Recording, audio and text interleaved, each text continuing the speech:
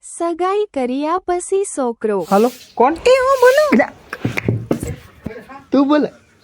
એ હું છું. કાઈ નહીં, તો ખાટલામાંથી પડી ગયો એટલે એક્સિડન્ટ હતી ને. ઠીક. શું કરે? બસ અહીં બેઠી. ઠીક. આમ જો આઈ લવ યુ. તું તો કે આઈ લવ યુ ટુ. એમની આમ જો તારા પપ્પાએ હે સગાઈ કરવા ના પાડી હોત રેડી તો હું કે આયલા પાણી નહીં આવતો હે? હું તો હું કેમ? તો એમને તું તારા પપ્પાને કહેત કે કાંઈ કે મારે ના જ લગ્ન કરવા એમ કઈ કહેત. મારા પપ્પા સામે થોડું કહેવાય. લે ના તો કાઢો. પેલા માં તે મને જોઈ હતી તો હું તને ગીમાવતો જ નતો ગમ્યો. એટલે નહોતા ગમ્યા. હા શકે હા બાપા. હવે રેવા દે ની. કોલેજમાં મારી ઘણી સામે છોકરીઓ જોઈ રેડી પણ મેં હે ને કોઈને ભાવ જ ન આપ્યો. મારી એક હતી એક્સ ગર્લફ્રેન્ડ પણ પછી એને મેં મેકી દીધી. સાચું કેમ?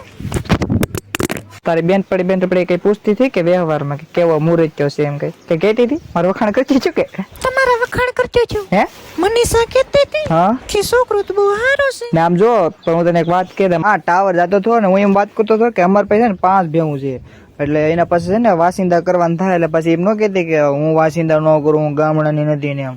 હા એટલે મજાક કરું છું. હા તો પછી કરીને બધા વાસિંદા કરો જ ને. તો વાંધો નહીં. સારું એટલે બાપા આવે પછી તને કોલ કરું. એ મારા બાપા હે પછી કોલ કરું. કાંઈ નહીં બાપા.